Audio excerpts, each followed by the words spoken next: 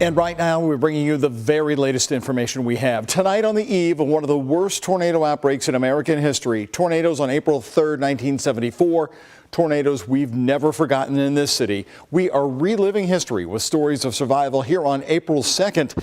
Hello, everybody, and thank you for joining us. I'm Doug Proffitt. The damage tonight is bad, but unlike 50 years ago, we can thankfully report no injuries and no deaths from the large tornado outbreak in Louisville.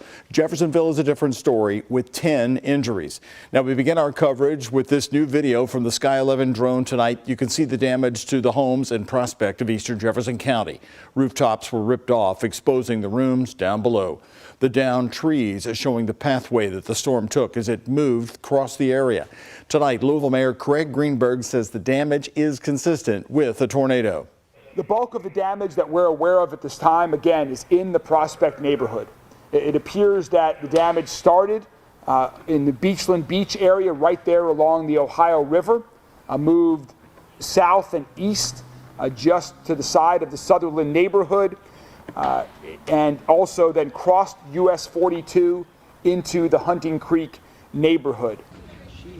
The mayor has declared a state of emergency tonight to help free up resources to start cleaning up from the storm. Greenberg says the governor will be in the area tomorrow to survey the damage. Late tonight, I also talked with the head of the Louisville National Weather Service office. John Gordon and his team of investigators will be in southern Indiana and Prospect tomorrow, looking to determine how many tornadoes we had and their strength. Did any of them supercharge into the EF2 or EF3 tornadoes? Do we have something higher than a 1? We'll find out. We're going to be out looking at a lot of damage. The stuff this morning does not surprise me. It was 0s and 1s. The stuff this afternoon and early evening, it's possible. These are ones where you can get much higher numbers, 1s, 2s, and 3s. And, the clouds came and stayed longer, which was good. And that may have actually kept the intensity down. Once that sun came out, Doug, I knew we were screwed. And right now with the night team, we have 4 reporters covering the aftermath. Damage on both sides of the river in Jeffersonville and in Prospect. We begin with WHAS11's Ian Hardwitt and photojournalist Emma Gefter taking us to the hard-hit area of Charlotte Court in Prospect. When it was all over, it was cozy and okay in the basement. Then we went upstairs and it wasn't okay anymore. After a tornado blew off his roof, rain kept falling into Robert Burt's home on Charlotte Court in the estates of Hunting Creek. An air duct hung in the tree above his insulation-covered yard. He and his wife finished remodeling their home about a year ago. So nice, just the way we liked it. And then we were just cleaning up the yard and get rid of brush and got starting to do the outside landscaping. And right before the storm, I looked over the back and I went, oh, it looks so nice and clean now. Well, that's gone.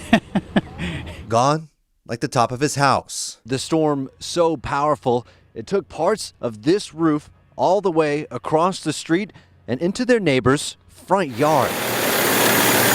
However, the North Oldham fire chief let us know the people living on the street were safe. I mean, obviously, they're real lucky to be okay, so there were no injuries involved in this, but we have 4 houses with pretty significant structural damage. Damaged neighbors rolled by to see as they gathered in the street and checked on one another as LG&E crews worked to restore power. The devastation carried its usual tune, bringing back difficult memories. Sound like a freight train. I lived on Alta Avenue. My parents' house got hit by the 74 tornado. It was pretty messy. Shattered glass and mangled wood show there's still plenty in the way. We've got a lot of work to do, get it all cleaned up. But at least what's most important, the people in their lives are okay. The sun showing up at the end of a harrowing day. In Prospect with photojournalist Emma Gefter, Ian Hardwitt for the WHAS11 night team. Your side. Now we want to take you above again, the view from above showing the damage in the Hunting Creek neighborhood of Prospect. The second story of one home fully exposed, as you can see in this photograph, its roof blown off. The high winds also knocked down several large trees. WHAS 11 Night Team's Taylor Woods and photojournalist Addie Hill are joining us live tonight from that neighborhood. Taylor, what's the update as you've been seeing the community come together already? Well, Doug, right now at this time, there is still no power in the Hunting Creek subdivision. But if you take a look behind, you can see this truck with the flashing lights. That's a Groves Electrical Service truck. We've seen about 5 trucks out tonight, but neighbors I talked to tell me they've never experienced a massive storm like this one. Hunting Creek residents are still stunned by the possible tornado that hit just after 5 o'clock Tuesday evening. Holy moly.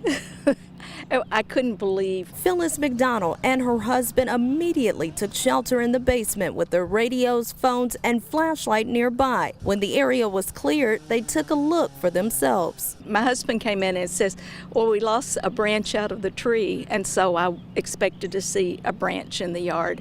And I walk out and I see this and I think that's more than a branch. Next door, a massive uprooted tree blocks the entire road, which means no cars can enter or exit the street. McDonald is still shocked by the storm's unique sound. Loud noise, and I thought it sounded like somebody was trying to rip the side of the house off. She says her and her neighbors are lucky no one got hurt. Down the street, there was similar damage. Winds were so powerful, it picked up this tree, which landed right here in this driveway. I hate that it happened, but because the trees are part of what makes this area so pretty. But, you know, it can happen to anybody. Now the entire community is focused on cleanup efforts. And we will continue to follow this closely as the community moves forward. Reporting live in Prospect, Kentucky, Taylor Woods, WHAS 1119 on your side. Taylor, thank you very much for that live update there in the East End. Now, the tornado is believed to have possibly covered 35 miles, tracked as it was happening by our first alert storm team. It was just after 5:30 when it crossed the Ohio River, taking aim at Prospect, actually slowing down over that neighborhood. WHAS 1119's Alex Dieterer and photojournalist Alyssa Newton have more remarkable stories of surviving the tornado outbreak. Never in my life have I seen anything like this. Strong storms ripping through the Hunting Creek neighborhood of Prospect. I mean, I couldn't even see out my back porch with the rain was so hard, and I heard these sounds like trees falling down. Trees ripped apart, pieces of houses across the street. Well, the roof that came off her house went over his house, broke out the windows and stuff, and then ended on the golf course. The rain stopped and you can just see what it left behind. A roof taken off of a house and just littered insulation across the road that you see right here. And of course, this insulation is from that roof that flew right into a house across the street. But for hours, the heartwarming moments of seeing neighbors come together. Lived just a few streets this way, and Buddy called me from Punta Cana. He's on spring break. I had to stay home, and he said, tornado just hit my house. You mind boarding up a few windows? So that's what I'm doing. My next door neighbor checked on me. The fire department checked on me. Neighbors and dozens of first responders who wouldn't rest until everyone was proven to be okay. We have trees down. We have all kinds of power lines down. And then on top of it, as we start to arrive on scene, we start to get bombarded with actually more hail and more storms. For Greg Franklin, who works at the Huntington Creek Country Club, well, I've heard it before. You don't see it. You take cover. These storms remind him of a day almost exactly 50 years ago, the tornado outbreak of '74. You just see it get real black and start raining real much, and then we saw trees coming up through the roots, and we just jumped under tables and stuff like that, you know. So it made us think about that, yeah. Thankfully, this time everyone is safe and accounted for, following what could have been a tragic day. But now that I've seen it, it's like I got lucky. Neighbors leaning on each other while they rebuild what was lost.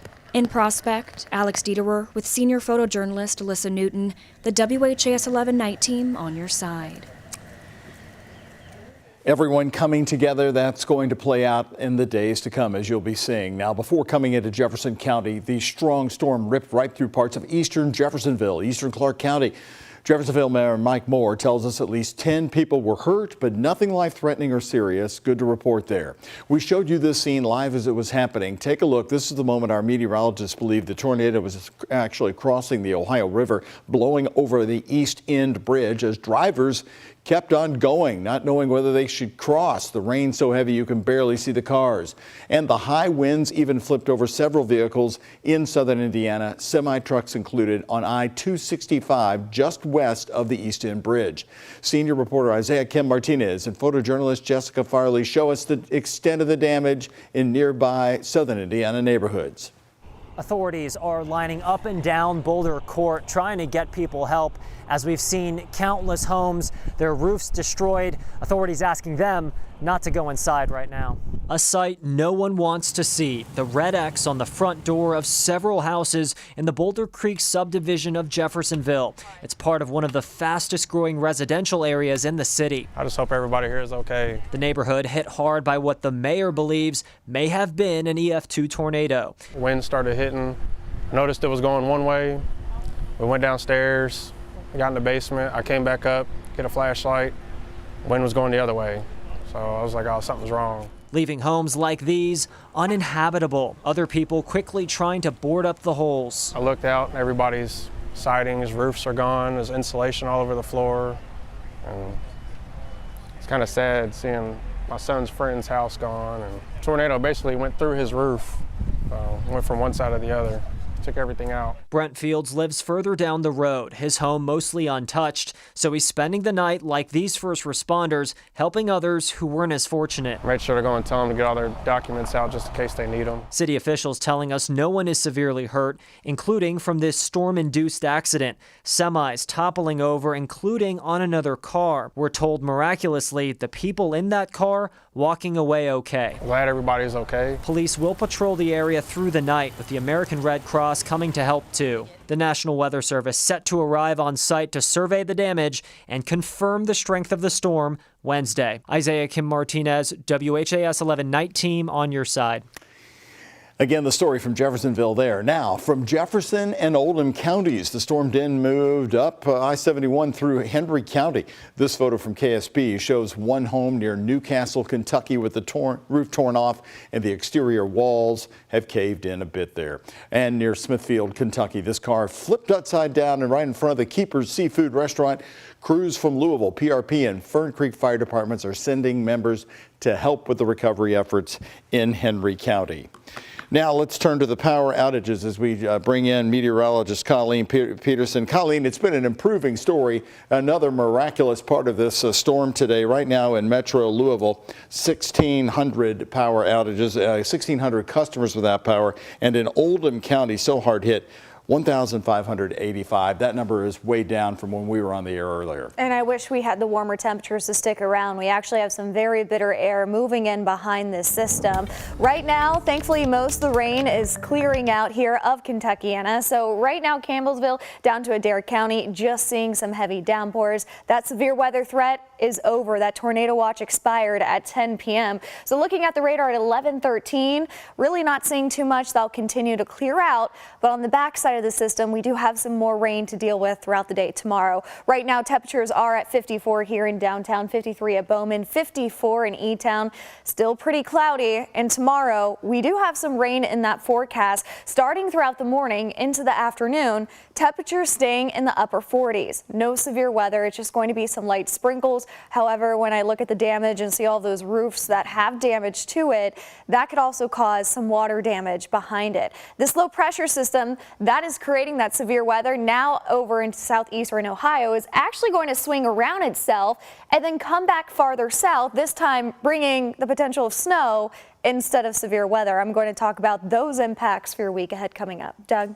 Colleen, thank you. And we've just learned the Louisville mayor will give you another update with Anchorage authorities tomorrow morning at 9:30 in the morning. Again, we'll get an early update from the mayor. Now, if and only when it's safe to do it, we do want to see the damage where you live or what the storm looked like as it moved through your area. You can send us photos to 502-582-7290, and you may see them right here on the air.